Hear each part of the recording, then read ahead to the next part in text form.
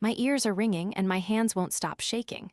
I just stare at the dark screen of my phone. The call ended, the last words he said still hanging in the air of my car like poison gas. Don't come home. That was it. That was all. 3 words and my whole world just cracked right down the middle. Okay, breathe, just breathe. My name is, it doesn't matter right now.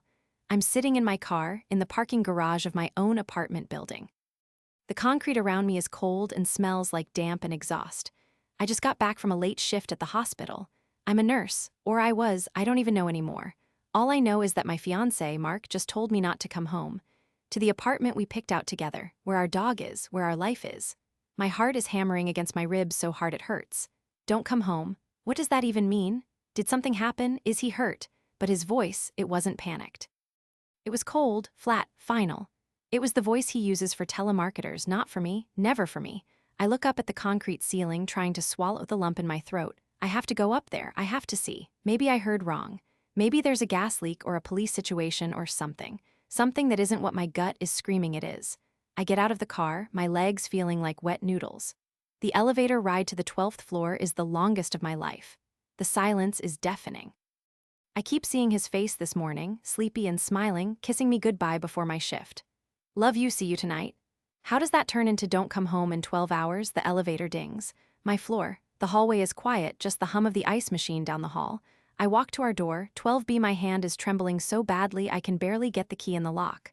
I turn it. The door isn't locked. It swings open. The first thing I see is the suitcase. My suitcase. The big floral one my mom gave me. It's sitting in the middle of our living room floor, open, and it's full. It's full of my clothes. My sweaters, my jeans, haphazardly stuffed inside like someone packed in a rage. Mark is standing by the window, his back to me. He doesn't turn around. Mark, my voice is a whisper. What is this? He finally turns. His face is pale, set in hard lines I don't recognize. In his hand, he's holding my laptop. My personal laptop. You're back early, he says, and his tone is so alien it sends a fresh wave of ice through my veins. My shift ended. What's going on? Why is my stuff? I gesture weakly at the suitcase. He doesn't answer. He just places my laptop on the coffee table, right next to a framed photo of us from our hiking trip last summer. He looks from the photo to me and his eyes are empty. I was looking for a charger, he says, his voice too calm. I needed to charge my phone. I used your password. The one you use for everything. Oh God, no. I found your journal, he says, the words drop like stones. The digital one, the one you thought was so clever, hidden in a folder named Tax Docs 2022, my breath catches in my throat, I can't speak. The room starts to tilt. All this time, he continues, taking a step toward me, all this time you've been talking about how much you love me, how excited you are for the wedding, how perfect everything is. He stops, his jaw working. And then there are the other entries, the ones from your nights working late, the detailed ones about him. The air leaves my lungs in a rush. It feels like I've been punched. I want to say something to deny it, but the truth is a physical weight crushing my chest. The secret I've been carrying, the stupid, reckless, unforgivable secret he knows. Mark, please, I choke out. It's not what you think. Not what I think. He lets out a short, sharp laugh that holds no humor at all. He picks up my laptop, opens it, and starts reading aloud, his voice dripping with venom. December 14th. Saw Jay tonight, it's getting harder to lie. The way he looks at me, it's so different from Mark. It's exciting, it's dangerous, I feel alive. He slams the laptop shut. Jay, who's Jay, Claire? Is it Jeff from the ER? Dr. Julian? Who is he? Tears are streaming down my face now, hot and shameful. It was a mistake. It was one time, it meant nothing, I ended it, I swear. One time? He shouts, the calm shattering. He points a shaking finger at the screen. There are months of entries, months, you ended it last week. Last week you were writing about how his touch makes you forget everything. He runs a hand through his hair, his composure completely gone. The wedding deposits, my family flying in, my mom buying that dress, and you were doing this, you were writing this.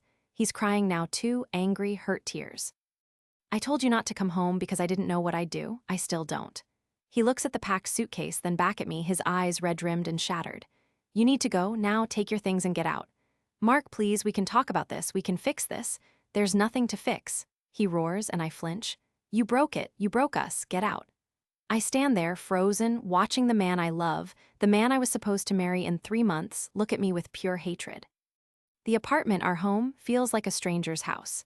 The future we built together is just gone, erased by my own words. He doesn't move to help me. He just watches as I numbly zip up the suitcase, the sound obscenely loud in the silence. I can't even look at him. I drag the suitcase to the door, my whole body trembling. I fumble for the handle. Claire. His voice stops me, cold and flat again. I turn, he's not looking at me. He's looking at the ring on his own finger, the matching band to the engagement ring on mine. Leave your key on the table. With a sob I can't suppress, I slide the key off my ring, the diamond catching the light one last time. It feels like peeling off my own skin. I set it down on the entryway table, next to the bowl where we drop our mail. I don't say another word. I just walk out, pulling the suitcase behind me, the wheels echoing like a death knell down the empty hall. The elevator doors close and I'm alone. I have nowhere to go. My parents live across the country. My friends, there are friends. I just destroyed everything. I lean my head against the cold metal wall, the full weight of it crashing down. He read my journal. He knows everything. And now I have nothing. I'm driving, but I don't know where. My vision keeps blurring from the tears, so I pull into the first lit parking lot I see, a 24-hour supermarket that's blindingly bright and completely empty. I just sit there, hands clamped on the steering wheel, trying to breathe. The silence in the car is suffocating. It's just me and the sound of my own ragged breathing and the hum of the engine. I need a plan. I can't go back. I can't stay here. I have maybe $200 in my checking account. My credit cards are all joint with Mark. I can't use them. He could cancel them any second. I feel a fresh wave of panic, cold and sharp. He wouldn't, would he? The man who just threw me out over words in a journal? Yes, he would. My phone buzzes on the passenger seat, making me jump. It's a text. From Mark. My heart leaps stupidly, a pathetic flicker of hope that maybe he's calmed down, maybe he wants to talk. But it's not Mark. It's Jay. The name on the screen feels like an electric shock. Jackson, seeing it now after everything makes my stomach twist. His text is simple, casual. Hey you, late shift over, can't stop thinking about last week. Last week, when I ended it. When I told him it was a mistake, that I loved Mark, that it could never happen again. I'd been so proud of myself for doing the right thing. Now the right thing has blown up my entire life. I stare at the text. A wild, desperate thought claws its way into my mind. I have nowhere to go. Jackson has an apartment, he's always been available.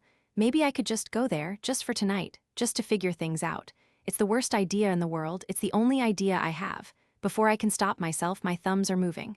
Rough night, everything's a mess. Can I come over? The reply is almost instant. Doors always open for you, you know that. It feels like selling my soul. But my soul feels pretty worthless right now. I put the car in drive and head toward his place across town, my mind a numb, buzzing static. This is rock bottom. This has to be rock bottom. Jackson lives in a modern loft building, all exposed brick and big windows. I've only been here a handful of times, each visit laced with guilt. Now, dragging my suitcase over the polished concrete floor of the lobby, the guilt is drowned out by a hollow, shaking need for somewhere, anywhere to land. He's waiting at his open door, leaning against the frame. He looks concerned, his brow furrowed. Claire, what happened? I just shake my head, words failing me. He ushers me inside, takes my suitcase, and guides me to his sofa. He brings me a glass of water I don't want. The kindness in his gesture makes me want to vomit. Mark found out, I finally whisper, the words scraping my throat raw. Jackson goes very still. Found out about us? I nod, staring at the water glass in my hands. Journal? He read my private journal, he knows everything. Jackson lets out a low whistle and sits down next to me, not too close. Wow, okay, that's intense, I'm sorry, Claire. He kicked me out, I say, the reality of it hitting me all over again. He packed my bag. He told me to leave, I have nothing. You have me, Jackson says softly, and his hand comes to rest on my back. It's meant to be comforting, but it feels like a brand. This is the man who helped me destroy my life. And now he's my only lifeline. We sit in silence for a minute. Then he speaks again, his voice careful, measured. Look, this is awful timing, and I hate to bring it up now, but did Mark say anything else? About the money? I blink, confused. Money? What money? Jackson's face changes. The concern tightens into something else, apprehension. The transfers, Claire, the ones from the joint savings account, for my investment opportunity. You said you talked to him about it last weekend, before you ended things with me. You said he was on board. A cold trickle starts down my spine. What are you talking about? What transfers? He leans back, studying my face. The $15,000, you said you'd move it, that it was no big deal, that Mark wanted in on the startup. You said you'd do it last Monday. My blood turns to ice. Jackson, I never said that. We never talked about money. Ever. My mind is racing, scrambling over our conversations. They were about attraction, about a stupid, fleeting connection, about guilt. Never money, never $15,000. He stands up, walks to his desk, and opens a laptop. His movements are stiff now. I have the emails, Claire, from your account. You were very clear. My account? The room feels like it's tilting. You don't have my email password. You gave it to me, he says, not looking at me. He turns the laptop screen toward me. It's my email interface. There in the sent folder are half a dozen emails to Jackson. They detail a plan to transfer money from our joint savings. They talk about Mark's supposed enthusiasm. They're written in my style. They're dated over the past month. I feel the color drain from my face. I didn't write those. Your email, your IP address, Jackson says, his voice losing its soft edge. The transfer was initiated yesterday. It should clear by morning. No, the word tears out of me. I lunge for my purse, fumbling for my phone. I pull up our banking app, my fingers slipping on the screen. I log in. The joint savings account. The balance loads. It's gone. $15,000, our wedding fund. Gone. A pending transfer to an account I don't recognize. I look from the screen to Jackson. He's not looking concerned anymore. He's watching me, his arms crossed, his expression unreadable.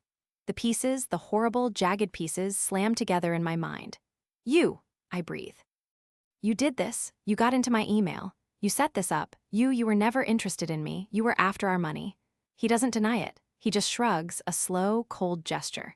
You made it easy, Claire, so trusting, so eager for a little excitement outside your perfect little life. The journal was a lucky break for me, honestly. Now Mark will just think you stole the money to run away with your secret lover. It's tidy. The betrayal is so complete, so monstrous, it steals the air from my lungs.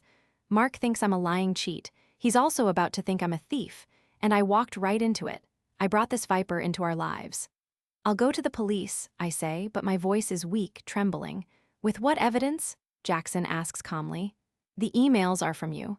The transfer is from your shared account, which you have access to.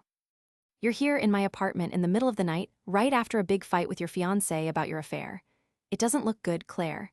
He's right. It looks like exactly what he's framed it to be. I am trapped, completely and utterly trapped. My phone rings, it's Mark. The screen lights up with his name, with our smiling photo. I almost drop it. Jackson's eyes lock onto the screen. Don't answer that, he says, his voice low, but I have to tell him, I have to warn him. I swipe to answer, my hand shaking violently. Mark, listen. Jackson moves fast. He snatches the phone from my hand. He looks at the screen at Mark's name and a strange, cold smile touches his lips. He puts the phone to his ear. Hello, Mark, he says, his voice smooth, pleasant. Yeah, she's here, she's safe. He listens for a second, his eyes on me. No, don't worry about it, man. She just needed a friend tonight. Another pause, a longer one. Jackson's smile widens. Oh, the money. Yeah, she mentioned you guys were having some issues. She said she needed some space, some resources to figure things out. I told her she could stay as long as she needs. I can hear the tinny, furious sound of Mark's voice through the receiver, but I can't make out the words. They're just a distant, angry buzz. Jackson is painting the picture. Perfectly. I'll tell her you called, Jackson says, his tone final. He hangs up. He holds my phone out to me, but when I reach for it, he pulls it back. I think I'll hold on to this for now. You're too upset. You might say something you regret. He drops my phone into his pocket. My last connection to my old life gone, I am alone in this room with a man who has systematically destroyed everything. And he's not done. He walks to the door and turns the deadbolt with a heavy, final click. The sound echoes in the quiet loft. We'll figure this all out in the morning, he says, but it's not a comfort. It's a threat. You should get some sleep. The guest room is down the hall. He points, but he doesn't move from the door. He's between me and the only way out. I am a prisoner here. I came for shelter and I walked into a cage. My money is gone. My fiancé thinks I stole it and ran to my lover. And the man I thought was a mistake is actually a predator who has me exactly where he wants me. I have no phone, no money, no way out. And morning is a long, long way away. The click of the deadbolt echoes in the silent loft, a sound as final as a coffin lid closing. Jackson is standing between me and the only way out, my phone in his pocket, a cold, satisfied look on his face. I am frozen on his sofa, my mind screaming but my body locked in place. He points again to the hallway. Guest room. Now. I stand up. My legs feel like they're made of wood. I have to move, I have to get away from his eyes on me. I walk toward the hallway he indicated, each step feeling like a surrender. He watches me go, a sentinel at the gate. The guest room is sparse, a bed, a nightstand, a closet. The window looks out onto a dark alley, 3 stories down, no fire escape. I close the door softly behind me and turn the lock. It's a flimsy interior lock, the kind you could open with a bobby pin. It won't stop him, but it's something. I sink onto the edge of the bed, my head in my hands. Think, Claire, think. He has my phone, he has my money, he has framed me perfectly. Mark thinks I'm a thief and a liar who ran to another man. The police will see the same story. I am alone, but I'm not helpless. The thought cuts through the panic, sharp and clear. I'm a nurse. I've handled codes, I've dealt with violent patients, I've stayed calm when everything was falling apart. This is just another kind of crisis. I need to assess, plan, and act. First, I need evidence. He said he has emails. They're on his laptop, which is out there in the living room. I need to get to them. I need to prove he wrote them, not me. Second, I need to get out of here, tonight, before he decides what to do with me next. I stand up and pace the small room, my mind racing. The window is no good. The door leads back to him. I have nothing in this room, no phone, no weapon, just me. I stop pacing, just me. I look at my hands, my nurse's hands. I know pressure points. I know anatomy. I know how to cause enough pain to create an opportunity. It's not a great plan, but it's all I have. I listen at the door. I can hear him moving around in the living room, the soft clink of a glass. He's making a drink. Confident, he thinks he's one. I take a deep breath, then another. I unlock the door, I open it. He's standing by the kitchen island, pouring whiskey into a tumbler. He looks up, surprised. Couldn't sleep? I need my phone, I say, my voice steadier than I feel. I need to call my sister, she'll be worried. He shakes his head, taking a sip. Not a good idea, you're too emotional, you'll say something that makes this worse. Jackson, please, I say, taking a step toward him, letting my voice shake, letting the tears well up. I'm not faking the fear, but I'm channeling it. I'm so scared, I just want to hear a friendly voice, just for a minute. I see it in his eyes, a flicker of something, pity, contempt. He sees me as broken, defeated. Good. Let him think that, he sighs, as if I'm a burdensome child. Fine, 1 minute. He pulls my phone from his pocket and holds it out to me. This is it. This is my chance. I walk toward him, my steps slow, hesitant. As I reach for the phone, I let my other hand drift, as if for balance. The moment my fingers brush the phone, I move. I drive the heel of my hand upward, aiming for the base of his nose with every ounce of strength I have. It's not a perfect strike, I'm off-center, but it's enough. He staggers back with a grunt of shock and pain, his hands flying to his face. The phone clatters to the floor. I don't hesitate. I drop to my knees and scramble for it, my fingers closing around the cool metal just as his hand grabs my hair. He yanks me backward, a roar of anger tearing from his throat. You little? I don't let him finish. Still crouched, I twist and jam my elbow hard into his groin. He gasps, his grip loosening. I wrench myself free, stumbling toward the front door. My fingers fumble with the deadbolt, my heart hammering against my ribs. I get it unlocked just as his arms wrap around my waist from behind, pulling me away from the door. I scream, a raw, desperate sound, and I bring my phone down hard on his forearm. He curses, his hold breaking for a second. I spin, and before he can grab me again, I do the only thing I can think of. I throw my phone, not at him, but past him, as hard as I can, toward the big window overlooking the street. The sound is tremendous. The phone doesn't break the window, but it hits the glass with a loud, sharp crack. It's enough. A light flicks on in the building across the alley. Then another. A face appears at a window, peering out into the night. Jackson freezes, looking from me to the window to the now-lit apartments opposite. He's calculating. A struggle is one thing. A struggle witnessed by neighbors who might call the police is another. You're insane, he hisses, but he takes a step back, his hands up in a placating gesture. Just go, get out. I don't need to be told twice. I yank the door open and run. I don't grab my suitcase, I don't look back. I just run down the hall, down the stairwell, and burst out into the cold night air. I run until my lungs burn, until I'm several blocks away, hidden in the shadows of a closed bank's ATM vestibule. I'm shaking so hard I can barely stand. But I have my phone. I press the power button. The screen is cracked, but it lights up. It works. My first instinct is to call Mark, to scream into the phone that it wasn't me, that I was set up, that I'm sorry, so sorry, but I stop myself. He won't believe me. Not now, not after Jackson's call. Words won't fix this. I need proof. I open my email. I go to the sent folder. The emails Jackson showed me are there. I select them all and look for an option, view details. I open it there, IP address. The location isn't just my apartment. There are logins from an IP I don't recognize, from a coffee shop on the other side of town, from a library, from locations I've never been. He wasn't just in my email, he was accessing it from different places, covering his tracks poorly. I take screenshots, I save them. Then I open my banking app. I can't stop the transfer, but I can see the destination account number. I screenshot that too. Then I do the hardest thing I've ever done. I don't call Mark, I call the police. It takes hours in a brightly lit interview room, repeating my story to a detective who looks skeptical at first. But I show her the emails, the IP addresses, the bank transfer. I tell her about the journal, about Mark, about everything. I am raw, honest, and utterly broken. She listens. She takes notes. She makes a call. "We'll look into it," she says finally. "The cyber crimes unit can trace the IPs. It's not enough to arrest him tonight, but it's a start. Do you have somewhere safe to go?" I don't, but I nod. "Yes." I don't go to a friend's house, I can't face anyone. I get a room at a cheap motel near the highway, paying with the little cash I have in my wallet. The room smells like mildew and bleach, but the door has a strong lock. I sit on the stiff bed, the silence pressing in on me. The adrenaline is gone, leaving a hollow, aching exhaustion.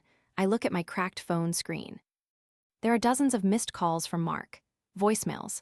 Text messages that start angry, then become confused, then worried. The last text, sent an hour ago, simply says, "Claire, where are you? Please, I'm scared, just tell me you're okay." He's scared.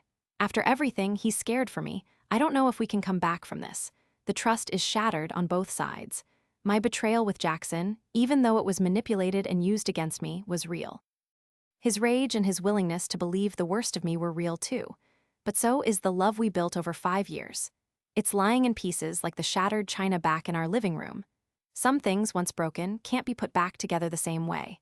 But maybe they can be remade into something new. I don't know. I'm too tired to know anything right now, but I pick up my phone. I type a message. Not an explanation, not a plea, just the truth of where I am in this moment. I am safe. I am at the Fairview Motel, room 114. I have spoken to the police.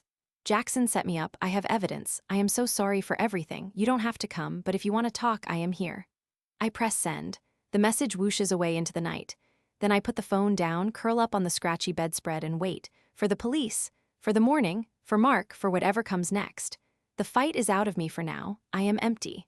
But I am not in that locked loft. I am not his prisoner. I am here in this sad little room, free. And for tonight, that has to be enough.